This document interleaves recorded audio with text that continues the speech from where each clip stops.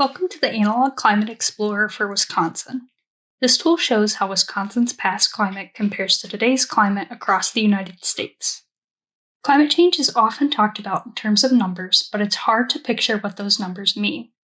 The Analog Climate Explorer makes it more concrete by showing you real places today that feel like Wisconsin's past. By linking past conditions here to present-day climates elsewhere, we can see what those changes actually look and feel like in the real world. To use the tool, start by selecting a Wisconsin county in the menu on the left. You'll do this by clicking the drop-down under Target County.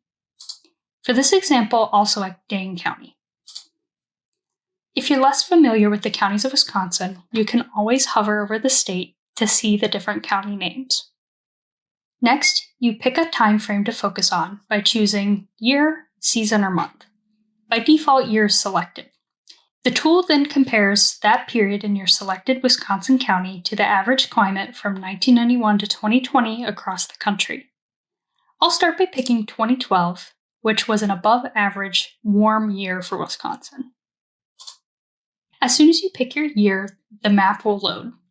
On the map, darker colors represent closer matches. The best match is marked with a star. Here, the best match for Dane County for 2012 is Merritt County, Nebraska. By default, the pop-up for the best match will be displayed. This shows the county name and the average temperature and total precipitation for that county.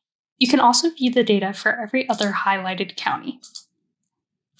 You can also view the data for your target county by clicking the map pin.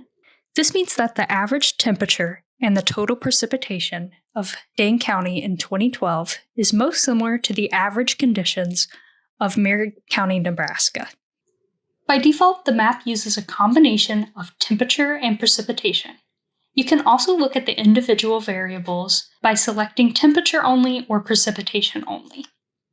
Hotter matches are typically further south, and cooler ones are further north. For precipitation, drier matches are typically in the Great Plains, and wetter ones are typically near the coasts. You also have the option to view a time series of all the years. This will show a dot for every single best match for every year in the time series. Here, larger circles indicate counties that were the best match for more than 1 year, and darker colors represent more recent years. This is also shown in the legend on the left. You can click each dot to view a summary of the data for each county, as well as what years was the best match. This map also has an animation you can view by clicking the play button. You can control the speed of the animation here. At any point, you can pause the animation or click and drag the slider to select a specific year to view.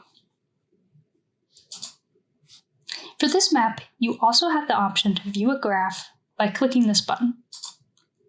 This chart shows the individual precipitation and temperature values for each year for your selected target county. You can toggle which data is shown on the chart by clicking the different legend items.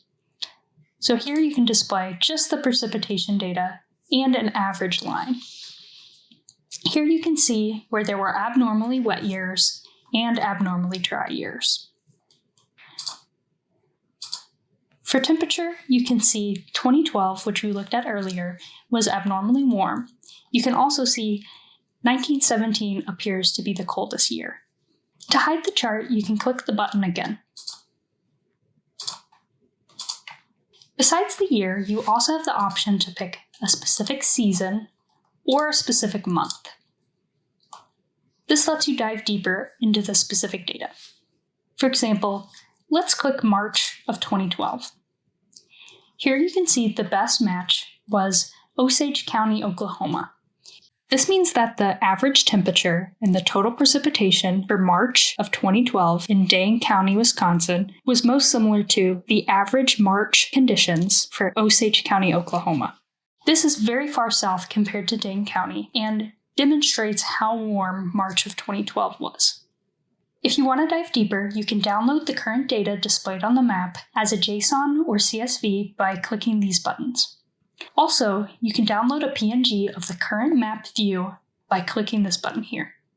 For more context, click the Methodology button to learn more about how the analogs were calculated. If you'd like a refresher, you can always get back to this tutorial at any time by clicking here. If you'd like, click this link to take a brief survey and to submit your feedback about the tool.